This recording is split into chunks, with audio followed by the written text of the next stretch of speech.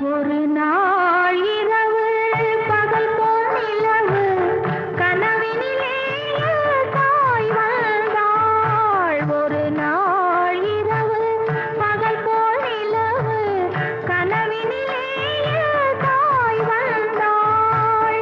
கண்ணா சுகமா கிருஷ்ணா சுகமா கண்மணி சுகமா சொல் என்றாள்.